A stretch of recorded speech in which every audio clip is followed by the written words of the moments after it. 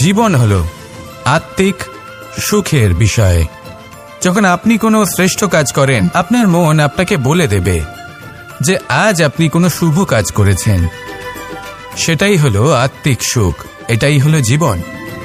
তাই নিন্দার মাধ্যমে যে দুঃখ জীবনে আসে বা ফেলে আসা অতীতের জন্য আপনার জীবনে যে দুঃখ আসে, সেগুলো ভাবা বন্ধ করে দিন আর কর্ম করুন এই বর্তমানের জন্য, আগামী ভবিষ্যতের জন্য।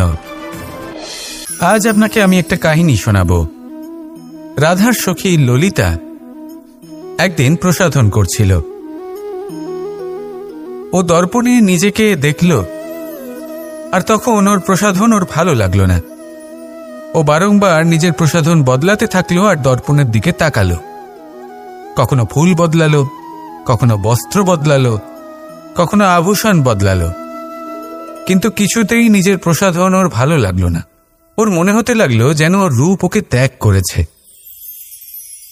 ও এই কথা রাধাকে বলল। রাধা ওই দর্পণের দিকে তাকালো, একটা বস্ত্র নিল আর সেই দর্পণকে স্বচ্ছ করে তুলল। তারপর ললিতা ওই দর্পণের দিকে তাকালো আর ও নিজের উদ্ভাসিত রূপ দেখতে পেল, নিজের সৌন্দর্য দেখতে পেল। তাৎপর্য মালিন্য দর্পণে ছিল, তার রূপে নয়। ঠিক সেইভাবেই এই দর্পণের মতোই হলো আমাদের মন। যদি এতে মালিন্য থাকে, তাহলে এই সংসারের সবকিছুই মলিন বলে মনে হবে। আপনি যদি এই সংসারের সৌন্দর্য দেখতে চান, এই সংসারের শুভ কি সেটা জানতে চান, তাহলে নিজের মনকে স্বচ্ছ করে তুলুন। আসুন আমার সাথে ভালোবেসে বলুন, রাধা রাধা। এটা কোনো এক সময়ের ঘটনা। মাটির নিচে ছিল জল, আর মাটির ওপর ছিল একটা বৃক্ষ, আর সেই বৃক্ষে ছিল একটা পাতা যা আকাশকে স্পর্শ করত। যখনই কোনো ব্যক্তি আসতেন, সেই পাতাকে দেখে তার প্রশংসা করতেন। তাই বলে, আকাশে সোনার মেঘ কত ছবি আঁকে, আপনার নাম কবু লিখে নাহি রাখে। অর্থাৎ প্রতিনিধি ওই বৃক্ষের পাতাকেই মনে করা হতো, সব প্রশংসা ওই পাতাকেই করা হতো।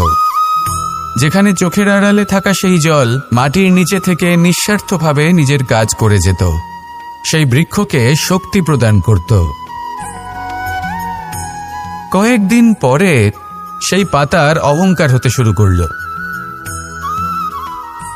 সে ভাবতে শুরু করলো যে আমিই হলাম এই জলের অস্তিত্ব, আমি আছি সেই কারণেই এই জলের কথা স্মরণ করা হয়। আর কিছুদিন পরে সেই বৃক্ষ সেই জল শোষণ করা বন্ধ করে দিল, এবং সর্বপ্রথম মৃত্যু হলো সেই পাতার। সেই পাতা যা আকাশকে স্পর্শ করছিল তা ঝরে মাটিতে পড়ে গেল, আর প্রত্যেক ব্যক্তি তার ওপর দিয়ে হেঁটে চলে যেত, তাকে দেখে আর কেউ প্রশংসা করত না। সেই জন্য জীবনে কখনো অহংকার করবেন না, বিশেষ করে তাদের কখনো অহংকার প্রদর্শন করবেন না যাদের কারণে আপনি সাফল্য লাভ করেছেন, যারা আপনার জীবনের আধার। চিরকাল তাদের প্রতি কৃতজ্ঞ থাকুন, তাদের সাথে সম্পর্ক বজায় রাখুন, তাদের সাহায্য করুন, আর আমার সাথে ভালোবেসে বলুন, রাধা রাধা। আপনি কখনো কখনো নিশ্চয়ই কোনো ব্যক্তিকে এটা বলতে শুনেছেন, বা আপনি নিজে বলেছেন বা ভেবে দেখেছেন যে আমি আমার নিজের জীবনে যেটা করতে চেয়েছিলাম সেটা করতে পারলাম না, যে লক্ষ্য অর্জন করতে চেয়েছিলাম সেটা অত্যন্ত কঠিন ছিল, আমি এগোতে পারলাম না, আদি ইত্যাদি। আমরা সবাই কখনো না কখনো ভাবি যে লক্ষ্য আমরা নির্ধারণ করেছি সেটা আমাদের পক্ষে অত্যন্ত কঠিন, প্রায় অসম্ভব। আমাকে বলুন, যে প্রত্যেকটা বস্তু বা সাফল্য যা কিছু আপনি কামনা করেছেন, কোনোটাই কি সরল ছিল? নির্বাচনের সময় সেটা সরল ছিল না, সেই জন্যই আপনি সেই লক্ষ্যটা নির্বাচন করেছেন। কারণ সংসারের যে কোনো বস্তু বা কোনো সাফল্য যদি খুব সহজে পাওয়া যায় বা কম চেষ্টা করেই লাভ করা যায়, সেটা আমাদের ততটা সন্তুষ্ট করে না। সেই জন্য আমরা জেনে বুঝেই কঠিন লক্ষ্য নির্বাচন করি, কারণ সেই লক্ষ্য আমাদের প্রতিস্পর্ধা এবং সংঘর্ষের সম্মুখীন করে, যার সম্মুখীন হয় অগ্রসর হওয়ার পরে আমরা আরও বেশি শ্রেষ্ঠ হয়ে উঠি। সেই জন্য কিছু অসম্ভব কিনা সেই বিষয় চিন্তা করবেন না। শুধু অগ্রসর হতে থাকুন, নিজের কর্ম করুন, সেই লক্ষ্যকে প্রাপ্ত করুন, আর আমার সাথে ভালোবেসে বলুন রাধা রাধা। প্রত্যেকটি মানুষ জীবনে কখনো না কখনো এই কথাটা নিশ্চয়ই শুনেছেন যে ভাগ্যের থেকে বেশি আর সময়ের পূর্বে কিছুই পাওয়া যায় না। আর এটা সত্যিও বটে, কিন্তু এর থেকেও বড় একটা সত্যি আছে, আর সেটা হলো যে আপনি নিজেই নিজের ভাগ্য রচনা করতে পারেন নিজের কর্মের দ্বারা। যেমন ধরুন, যদি আপনার ভাগ্যে কোনো জিনিস না থাকে তাহলে সেটা এসেও চলে যাবে, আর যদি ভাগ্যে কিছু থাকে তাহলে তা নিজেই আসবে, যদি আপনি সেই কর্ম করেন। যেমন ধরুন পাণ্ডবরা, ওনাদের জীবন কি ছিল, ওনাদের সাথে কি হয়েছিল? ওনাদের পিতা বনবাসী হয়েছিলেন, অকাল মৃত্যু লাভ করেছিলেন। এবার এটাই যদি ওনারা নিজেদের ভাগ্য বলে মেনে নিতেন আর কিছুই না করতেন, তাহলে মহাভারতের সেই যুদ্ধে জয়লাভ করে সমস্ত ভূমণ্ডলের স্বামী কি করে হয়ে উঠতেন? অর্থাৎ হতে পারে সিংহ বনের রাজা, কিন্তু শিকার নিজে পায়ে হেঁটে তার কাছে আসে না। সেই ভোজন লাভ করার জন্য সিংহকে কর্ম করতেই হয়। তাহলে আপনার ভাগ্যে যেটা আছে সেটা আসবে, কিন্তু কর্মের জোরে আসবে। তাই কর্ম করতে থাকুন আর আমার সাথে ভালোবেসে বলুন রাধা রাধা। মানুষ যখনই কোনো কাজ করেন তখন ওনার মনে একটা প্রশ্ন অবশ্যই আসে যে এই কাজের পরে লোকে নিন্দা করবে নাকি প্রশংসা করবে। এই বিষয়ে ভাবতে ভাবতে ওনারা এটা বুঝতে ভুলে যান যে নিন্দা এবং প্রশংসার বিষয় ভেবে ওনারা নিজেদের একাগ্রতা এবং সমর্পণ দুটোই হারিয়ে ফেলেন। নিন্দা হবে ভেবে ভয় পাওয়ার কি প্রয়োজন? নিন্দাতে অনুচিত কি আছে? উচিত দৃষ্টিভঙ্গি দিয়ে ভেবে দেখুন। নিন্দা এবং প্রশংসা এই দুটোই হলো অনিবার্য। নিন্দা যখনই হয় তখন যে যাই বলুক না কেন, আপনি একটা সুযোগ লাভ করেন, একটা সুযোগ নিজের ভুল বুঝতে পারার, সেটা শুধরে নিতে পারেন, নিজের পথ বদলে নিতে পারেন আর সাফল্যের পথে অগ্রসর হতে পারেন। একটা শিক্ষা পাওয়া যায় এই নিন্দা দ্বারা। আর যখন প্রশংসা লাভ হয় তখন আমাদের মন আনন্দে ভরে ওঠে। এই দুটোই অত্যন্ত প্রয়োজনীয়। সেই জন্য নিন্দা এবং প্রশংসার এই খেলায় জীবনের অঙ্কটা বদলে ফেলবেন না, সেটা অনুচিত হবে। কারণ জীবন না শুধু নিন্দার বিষয় আর না শুধু প্রশংসার, জীবন হলো আত্মিক সুখের বিষয়। যখন আপনি কোনো শ্রেষ্ঠ কাজ করেন, আপনার মন আপনাকে বলে দেবে যে আজ আপনি কোনো শুভ কাজ করেছেন। সেটাই হলো আত্মিক সুখ, এটাই হলো জীবন। তাই নিন্দার মাধ্যমে যে দুঃখ জীবনে আসে বা ফেলে আসা অতীতের জন্য আপনার জীবনে যে দুঃখ আসে, সেগুলো ভাবা বন্ধ করে দিন আর কর্ম করুন এই বর্তমানের জন্য, আগামী ভবিষ্যতের জন্য। আসুন আমার সাথে ভালোবেসে বলুন রাধা রাধা। দেখুন, এটা তো সবাই করে থাকেন, ধনের কামনা করা, ধন অর্জন করা, ঈশ্বরকে ধন্যবাদ জানানো, সবাই করেন, কিন্তু ফল সবাই পান না। কারণ বেশিরভাগ মানুষই পেছনে ফিরে তাকিয়ে এটা ভাবেন যে আমরা তো জীবনটা যাপনই করলাম না। এই জীবনে সবকিছু আছে, সম্পত্তি আছে, স্বাচ্ছন্দ্য আছে, সাফল্য আছে, শুধু সুখ আর শান্তি নেই। এবার এরকমটা কেন হয়? এর পেছনে কারণটা কি? কারণ হলো এটাই যে জীবনে বাঁচার যে বিধি আপনি নির্বাচন করেছেন তা কিছুটা অনুচিত। জীবনে কিভাবে বাঁচা উচিত, জীবনযাপন কিছুটা রীতি মেনে করা উচিত। অর্থাৎ সবাইকে ভালোবাসুন, কারোর সাথে ছলনা করবেন না, সম্পর্ক গড়ে তুলুন, তা পালন করুন। যদি ধন অর্জন করতে চান তাহলে নীতি মেনে করুন, ভেবেচিন্তে পরিকল্পনা করে। আবার বলবো, কারোর সাথে কোনো ছলনা নয়, কোনো অনুচিত কর্ম করবেন না ধন অর্জন করার জন্য। আর যদি ঈশ্বরকে ধন্যবাদ জানাতে চান তাহলে প্রীতি দ্বারা করুন। আর যে ব্যক্তি রীতি, নীতি আর প্রীতি এই তিনটি ভাব বুঝে উঠতে পারে এবং তা আত্মসাৎ করে নিতে পারে, তার অতীত, ভবিষ্যৎ এবং বর্তমানকাল সবকিছু সংযত হয়। আপনি কিভাবে জীবনযাপন করতে চান, কিভাবে ধন অর্জন করতে চান, ঈশ্বরকে ধন্যবাদ জানাতে চান, নির্বাচন আপনার। আসুন আমার সাথে ভালোবেসে বলুন, রাধা রাধা। ভয় হলো মানুষের জীবনে এমন একটি আবেগ যেটা না থাকলেও মঙ্গল, আর থাকাটাও প্রয়োজনীয়। এই ভয় মাঝে মাঝে মানুষকে কোনো কর্ম করা থেকে বাধা দেয়, আবার কখনো মানুষকে এই ভয়ই কোনো কর্ম করতে প্রেরণা প্রদান করে। এবার যেমন মৃত্যুর পর আমরা স্বর্গ লাভ করব নাকি নরক বাস করব, সেই বিচারটা ভয় হিসেবে মানুষের মনে ঘর করতে থাকে। আর এই ভয়ের বিষয়ে মানুষ এতটাই ভাবে যে নিজের জীবনের লক্ষ্য, উদ্দেশ্য, রীতি এই সব কিছুর বিষয়ে ভুলে যায়। দেখতে গেলে মৃত্যুর পরে কি হবে সেটা আমাদের মধ্যে কেউ জানে না, সেটা তো মৃত্যুর পরেই আমরা জানতে পারব। কিন্তু এই মৃত্যু পর্যন্ত নিজের জীবনের সারথি হলেন আপনি নিজেই, তাই না? আপনি চাইলে এই জীবনকে স্বর্গও করতে পারেন, আবার নরকেও পরিণত করতে পারেন।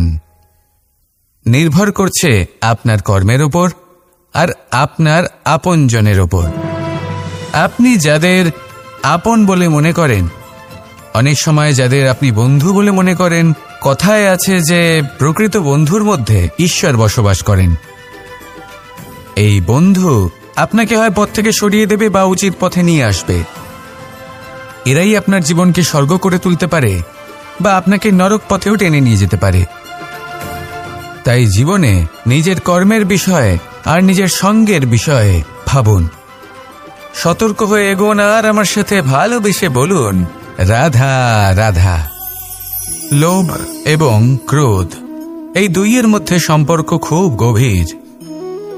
এবার আপনি বলতে পারেন যে এটা আমি কি বলছি, একটু বোঝার চেষ্টা করুন।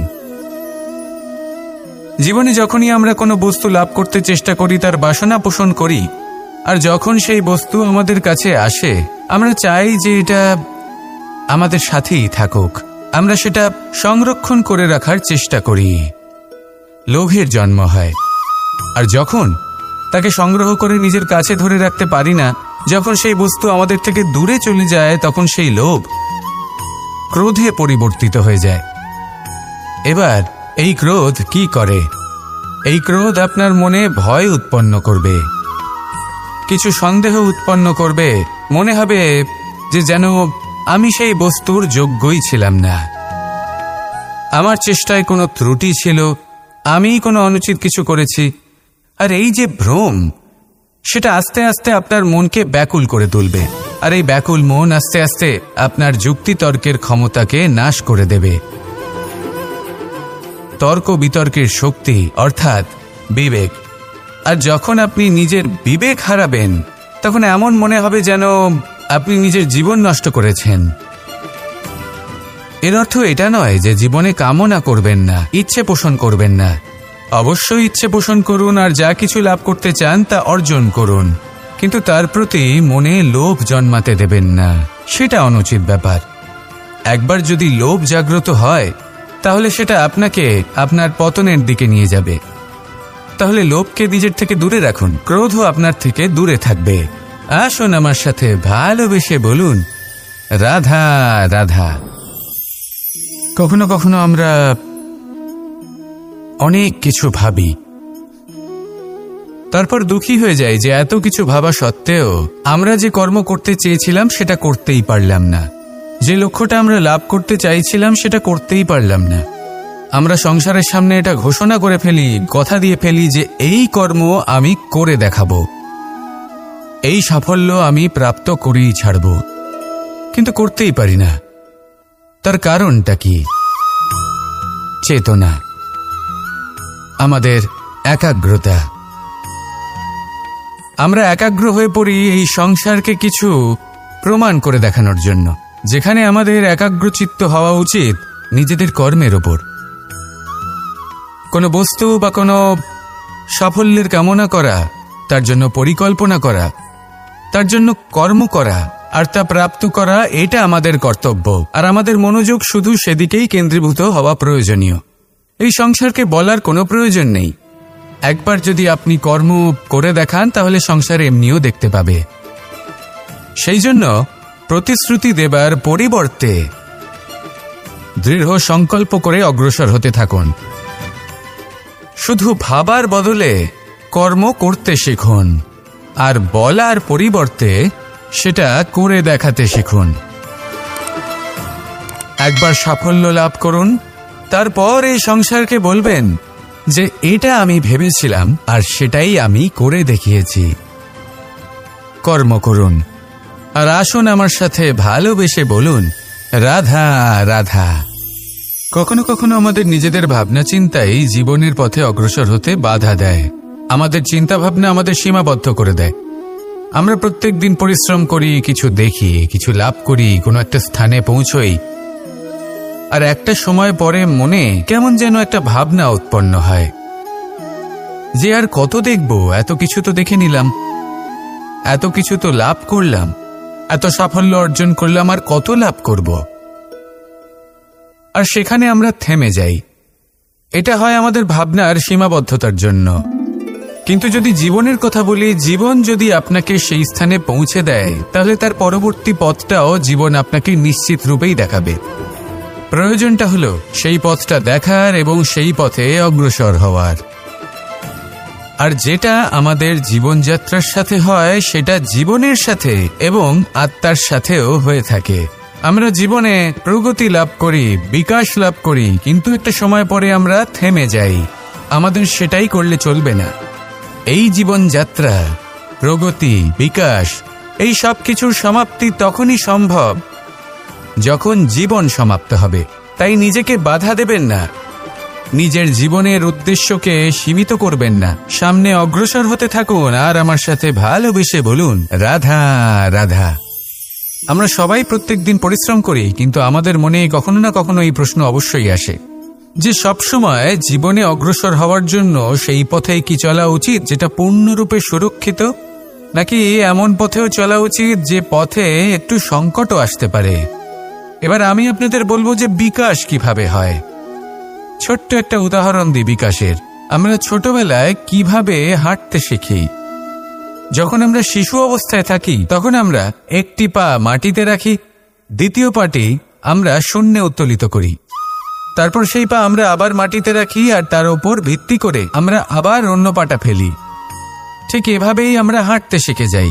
এবার এক্ষেত্রেও আমরা ছোট্ট একটা ঝুঁকি নিই, আর সেটা হলো যে আমরা পাটি শূন্যে উত্তোলিত করেছি। এতে বিপদ হলো এটাই যে আমরা ভুল করে নিজের ভারসাম্য হারাতে পারি, পড়ে যেতে পারি। অনেকবার পড়েও যাই, কিন্তু তারপরে কি হয়, আমরা আবার উঠে দাঁড়াই আর চলতে শুরু করে দিই। আর ঠিক এভাবেই আমরা হাঁটতে শিখে যাই। এমন জীবনেও হয়। জীবনেও এইভাবেই কর্ম করতে থাকুন। এমন কিছু কর্ম করলেন যার ফলে বিপদ আসতেই পারে, পরাজয় হতেই পারে, কিন্তু সেটা পার করলেই বিকাশ সম্ভব। তাই কর্ম করতে থাকুন আর আমার সাথে ভালোবেসে বলুন, রাধা রাধা। মানুষের জীবনে যখনই কোনো বিপদ আসে, মানুষ নিজের আশেপাশে দেখে, অন্য কাউকে খোঁজে, ভাবে কেউ এসে তাকে সাহায্য করবে। সে আশা করে যে কোনো ব্যক্তি এসে তার হাত ধরবে আর সেই বিপদ থেকে তাকে মুক্তি দেবে। কিন্তু প্রকৃতি আমাদের এই শিক্ষা দেয় না। কখনো কোনো পাখিকে দেখবেন, একটা পাখি যখনই কোনো ঝড় আসে কি করে, একটা ঝড় এসে তার বাসা ভেঙে দিয়ে যায়, তার বাসা নষ্ট করে দিয়ে যায়। সেই পাখি কিন্তু অপেক্ষা করে না যে কে তাকে এসে সাহায্য করবে। সে কখনো আশা করে না যে কেউ এসে তাকে আশ্রয় দেবে। সে নিজেই কর্ম করে, একটা একটা করে খড়কুটো সে আবার জড়ো করে আর নিজের বাসা পুনর্নির্মাণ করে। প্রকৃতি আমাদের এটাই শেখায় যে আমরা নিজেরাই প্রত্যেকটা সমস্যার সম্মুখীন হতে পারি। কারণ ঝড় অর্থাৎ সংকট আমাদের সবার জীবনেই আসবে, তার সম্মুখীন হতে হবে আমাদের, আর সেটাও নিজেদের শক্তি দ্বারাই। তার সম্মুখীন হওয়ার সময় নিজেদের সংযত করে রাখতে হবে, আর তার জন্য নিজের ওপর বিশ্বাস রাখা আবশ্যক। আর এই কথাটা বোঝাও আবশ্যক যে যত বড়ই সংকট আসুক না কেন, তার সাথে লড়াই করার মতো যে শক্তি প্রয়োজন, সেই শক্তি আমাদের মনেই নিহিত। শুধু সেই শক্তি খুঁজে নিন আর সেই বিপদের সম্মুখীন হন। এই সংসারের কোনো বিপদ আপনাকে বাধা দিতে পারবে না। আসুন আমার সাথে ভালোবেসে বলুন, রাধা রাধা। জীবনের যাত্রাপথে সবথেকে বেশি গুরুত্বপূর্ণ হলো সম্পর্ক, কারণ এই সম্পর্কগুলো আমাদের সেই ব্যক্তির সাথে পরিচিত করায় যাদের হাত ধরে আমরা এই জীবনযাত্রার পথে অগ্রসর হই। এবার এই সম্পর্কে আপনার কথাবার্তা, আপনার ব্যবহার, এটা অত্যন্ত গুরুত্বপূর্ণ। তাই প্রশ্ন হলো, যাদের সাথে আমাদের এই সম্পর্ক গড়ে উঠেছে তাদের প্রতি আমাদের আচরণ কেমন হওয়া উচিত, তাদের সাথে কেমনভাবে কথা বলা উচিত। এর একটা বড়ই সহজ উত্তর আছে, দর্পণ। আপনি নিজেকে যেভাবে দর্পণে দেখেন সেভাবেই দর্পণের দিকে তাকান এবং কল্পনা করুন যে আপনার স্থানে সেই ব্যক্তি আছে আর সে আপনাকে দেখছে। এবার বুঝতে চেষ্টা করুন যে আপনার কেমন ব্যবহার হওয়া উচিত, তার আপনার ব্যবহার কেমন হলে ভালো লাগবে আর কেমন হলে তার অনুচিত বোধ হবে। শুধু এইভাবেই সেই ব্যক্তিকে বুঝতে চেষ্টা করুন। কখনো কোনো মানুষের ভালোবাসার প্রয়োজন হয়, কখনো পথপ্রদর্শনের প্রয়োজন হয়, কখনো তিরস্কারের প্রয়োজন হয়, কখনো কটু সত্যের প্রয়োজন হয়, বা কখনো শুধু সঙ্গর প্রয়োজন হয়। যদি দুজন ব্যক্তি এভাবেই একে অপরকে বুঝে অগ্রসর হন তাহলে এই সম্পর্ক আজীবন চলতেই থাকবে। আসুন আমার সাথে ভালোবেসে বলুন, রাধা রাধা। মানুষ সবসময় নিজেদের জীবনে ভবিষ্যতের বিষয়ে ভাবতে থাকে। কখনো উৎসাহিত হয়, কখনো চিন্তিত হয়, কখনো স্বপ্ন দেখে যে আমি ভবিষ্যতে গিয়ে খুব বড় কেউ হব, কখনো কল্পনা করে যে আমি কখনো সেই স্থানে গিয়ে পৌঁছব। দেখুন, ভবিষ্যতের কথা ভাবা অনুচিত কিছু নয়, কিন্তু এই ভবিষ্যতের কথা ভাবতে ভাবতে বর্তমানকে ভুলে যাওয়াটা অনুচিত। আজ মানে এই বর্তমান কিন্তু খুব আবশ্যক। আমাকে বলুন, আজ আপনি বর্তমানে যাই হন না কেন, সেটা এমন কেন? তার কারণটা কি? তার কারণ হলো অতীতকালে আপনার কর্ম আর আপনার নির্বাচন। সেই সকল কর্মের জন্যই আজকের এই বর্তমান কিছুটা এই রকম হয়েছে। ঠিক সেইভাবেই আপনার এই বর্তমান আপনার ভবিষ্যৎ রচনা করবে। ভবিষ্যতে এই বর্তমান অতীতকাল হতে চলেছে। আপনার ভবিষ্যতের আধার হলো এই বর্তমান। তাই শুধু স্বপ্ন দেখবেন না, শুধু কল্পনা করবেন না। যা কিছুই আপনি পেতে চান তার জন্য বর্তমানে থেকে কর্ম করুন। এই কর্মই আপনার ভবিষ্যৎ নির্মাণ করবে। আসুন আমার সাথে ভালোবেসে বলুন, রাধা রাধা। যখনই আমরা সূর্য আর চন্দ্রমার কথা বলি তখনই আমরা চন্দ্রমাকে কিছু কম বলে মনে করি, সূর্যকে বেশি গুরুত্ব দিই। কারণ সূর্যই আমাদের প্রকাশ দিয়ে থাকে, সারাদিন আমাদের প্রকাশ প্রদান করে। তার সামনে চন্দ্রমার এই তেজ কিছুটা ম্লান মনে হয়, বা দেখতে গেলে চন্দ্রমা স্বয়ং সূর্যের আলোয় আলোকিত হয় আর সেটা আমাদের কাছে পৌঁছে দেয়। কিন্তু এবার এর অর্থ তো এটা নয় যে চন্দ্রমা বিশেষ নয় বা তার কোনোই গুরুত্ব নেই। ঘন অন্ধকারে রাতের বেলায় যখন আমরা কিছুই দেখতে পাই না, তখন আমাদের কাছে এই প্রকাশ কে পৌঁছে দেয়? চন্দ্রমা। যখন চাঁদ পূর্ণিমার রাত আসে তখন ব্যক্তি তার প্রেমিককে বা স্ত্রী তার স্বামীর মুখটা সেই চাঁদের মধ্যেই দেখতে পায়। একটা ছোট্ট বালক, ছোট্ট একটা শিশুর যখন রাতে ঘুম আসে না, সে ব্যাকুল হয়ে পড়ে, আমরা তাকে আকাশের এই চাঁদকে দেখাই, তাকে সন্তুষ্ট করে ঘুম পাড়িয়ে দিই। এই চন্দ্রমা কখনো অর্ধচন্দ্রমা হয়ে, কখনো লুপ্ত হয়ে গিয়ে, কখনো আবার জাগ্রত হয়ে ওঠে, এই সংসারকে প্রকাশ প্রদান করে। সে অসংখ্য প্রাণীর পথ প্রদর্শন করে। অর্থাৎ চন্দ্রমা হওয়া কোনো অংশে কম কিছু নয়। যদি আপনিও জীবনে নিজের তেজ সংসারের কাছে পৌঁছে নাও দিতে পারেন, তাতে কিছুই যায় আসে না। যদি কারোর তেজ নিয়ে তেজস্বী হয়ে তার দ্বারা অন্য কারোর জীবনে আসার আলো ফুটিয়ে তুলতে পারেন, তাতেও কিন্তু আপনার জীবন সার্থক। আসুন আমার সাথে ভালোবেসে বলুন, রাধা রাধা। মন এবং মস্তিষ্ক, এই দুই হল মানুষের জীবনের দুটি গুরুত্বপূর্ণ অংশ। এবার আপনি বলবেন, এই দুইয়ের মধ্যে পার্থক্য কি? দুটোই তো সমান। না, যেটা আমি আপনাকে বোঝাতে চেষ্টা করছি সেটা ভালো করে বুঝুন। প্রথম, মন। এই মন অত্যন্ত চঞ্চল হয়। এর নিজের কোনো বিবেক থাকে না, সিদ্ধান্ত নেওয়ার কোনো ক্ষমতাই থাকে না। এই মন শুধু বয়ে চলে। আর দ্বিতীয় হলো মস্তিষ্ক, সেই অংশ যেখানে বুদ্ধির সঞ্চার হয়ে থাকে। এটা হলো জ্ঞান দ্বারা পরিপূর্ণ এবং অত্যন্ত প্রবলও হয়।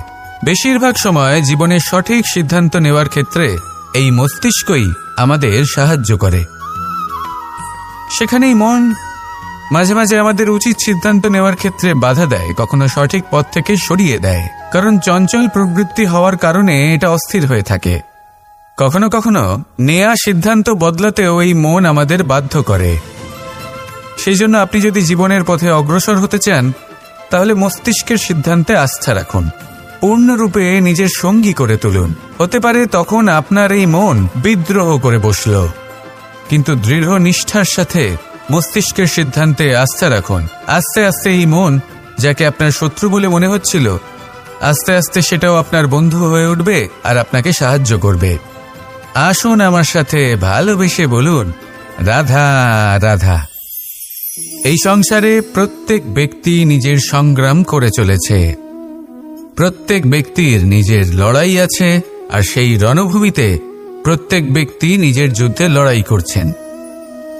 আর যদি যুদ্ধের কথা বলি, সেখানে কেউ বিজয়ী হয় বা কেউ পরাজিত। আর এখানে এটা বোঝা অত্যন্ত প্রয়োজনীয় যে কোথায় পরাজয়টা হওয়া গুরুত্বপূর্ণ আর কোথায় বিজয় লাভ করাটা গুরুত্বপূর্ণ।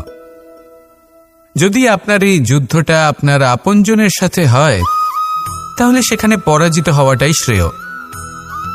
কারণ সেখানে পরাজিত হয়ে আপনি প্রসন্নতা লাভ করবেন। কিন্তু যদি এই যুদ্ধটাই আপনার নিজের সাথে হয়, নিজের মনের সাথে, নিজের মানসিকতার সাথে হয়, তাহলে এতে আপনাকে জয়ী হতে হবে। এই সংসারের যে কোনো যুদ্ধ হোক না কেন, সেটা রণভূমির পূর্বে এই মনের মাঝে লড়তে হয়। এবার যদি এই মন আপনার উপরে বিজয় লাভ করে, তাহলে রণভূমিতে আপনি পরাজিত হবেন। কিন্তু যদি আপনি এই মনের উপর বিজয় লাভ করতে পারেন, তাহলে এই সমগ্র সংসারে এমন কোনো স্থান নেই, এমন কোনো রণভূমি নেই যেখানে আপনি জয়লাভ করতে পারবেন না। আসুন আমার সাথে ভালোবেসে বলুন, রাধা রাধা। এই যে সূচ দেখছেন, এর স্বভাব হলো গেঁথে যাওয়া। আর যদি এটা গেঁথে যায়, তাহলে এটা যন্ত্রণা দেবে। আর এটা হলো সুতো। যদি এই সুতোটা কোনো ঘড়ির সাথে বেঁধে দেওয়া হয় এবং এই ঘড়িটা ওড়ানো হয়, তাহলে অন্য কোনো ঘড়ির সুতো কাটতে এটা সাহায্য করতে পারে। কিন্তু যদি সূচ আর সুতো এই দুইকে একসাথে জুড়ে দেওয়া হয়, তাহলে এটা বস্ত্র নির্মাণ করতে পারে, কোনো জিনিস জুড়তে কাজে লাগতে পারে। এটাই হলো সংগঠনের শক্তি। যদি আপনি একত্রিত হতে পারেন আর একটি দিশায় অগ্রসর হন, তাহলে নেতিবাচক শক্তিও ইতিবাচক শক্তির রূপ ধারণ করতে পারে। এই সংসারে প্রত্যেক দিন নতুন কিছু সৃজন হচ্ছে। কিছু মানুষ একত্রিত হন, কিছু নতুন নির্মাণ করেন। কিন্তু এই ক্ষেত্রে এটা বোঝা প্রয়োজন যে আমরা কেমন সঙ্গ লাভ করছি, কার সাথে আছি। যদি আপনি সুতো হন আর ঘড়ির সাথে যুক্ত হন, তাহলে হয় অন্য ঘড়ি কাটবেন বা অন্য কোনো ঘড়ি আপনাকে কাটবে। কিন্তু যদি আপনি সুতো হন আর সূচের সাথে যুক্ত হয়ে যান, তাহলে আপনি নির্মাণ করতে পারবেন, জোড়ার কাজ করতে পারবেন, শ্রেষ্ঠ কর্ম করবেন। এই কথা মনে রাখুন আর আমার সাথে ভালোবেসে বলুন, রাধা রাধা। কর্ম কে করলেন আর কে নিজের প্রাণ হারালেন? রেশমের কীট। আর লাভবান কে হলেন? মনুষ্য জাতি। এর দ্বারা আমরা কি শিক্ষা পেলাম? যে এই সংসারে আমরা যে কর্মই করি, সৎকর্ম করি বা অপকর্ম করি, তার থেকে লাভবান যে কেউ হতে পারেন। আমাদের বন্ধু হোক, পরিবার পরিজন হোক বা সংসারের যে কোনো ব্যক্তি হোক, যে কেউ লাভবান হতে পারেন, কিন্তু সেই কর্মের ফল কিন্তু আমাদেরই ভোগ করতে হয়। যদি আপনি সৎকর্ম করেন তাহলে তার শুভ ফল আপনিই পাবেন। তার থেকে লাভবান হয়তো এই সংসারে যে কেউ হতে পারেন। সেরকমই যদি আপনি অপকর্ম করে থাকেন, তার থেকে সংসারের যে কোনো ব্যক্তি যতই লাভবান হোক না কেন, তার থেকে ক্ষতি আপনাকেই ভোগ করতে হবে। তাহলে আপনি কি সুফল চান নাকি ক্ষতিগ্রস্ত হতে চান, সেটা নির্ভর করছে আপনার কর্মের উপর। তাহলে ভেবেচিন্তে কর্ম করুন আর আমার সাথে ভালোবেসে বলুন, রাধা রাধা। প্রতিষ্ঠা এবং চরিত্র মানুষের জীবনের দুটি গুরুত্বপূর্ণ অংশ। যখন মানুষ ধন অর্জন করে, ঐশ্বর্য লাভ করে, জীবনযাপনের সামগ্রী ক্রয় করতে পারে, তখন সে প্রতিষ্ঠিত হয়। আর এই চরিত্র, সেটা হলো মানুষের শ্রেষ্ঠ স্বভাব আর তার সৎকর্ম, এইসবের ফল। মানুষ এই প্রতিষ্ঠাকেই নিজের জীবনের অস্তিত্ব বলে মনে করে ফেলেন, আর সেটা অর্জন করার জন্য সবকিছু করতে প্রস্তুত হয়ে যান, এমনকি নিজের চরিত্রকেও বাজি রাখতে প্রস্তুত হয়ে যান। কারণ মানুষ একটা কথা জানেন না, যে যদি প্রতিষ্ঠা নাশ হয়ে যায় তাহলে তার দ্বারা কিন্তু জীবন নাশ হয় না। আবার পরিশ্রম করে, নিরন্তর প্রয়াস করে প্রতিষ্ঠা আবার অর্জন করা সম্ভব। কিন্তু একবার যদি আপনার চরিত্র নাশ হয়ে যায়, তাহলে আপনার জীবন পূর্ণরূপে নষ্ট হয়ে যাবে, এই কথাটা নিশ্চিত। আর আবার এই চরিত্র নির্মাণ করা সম্ভব নয়।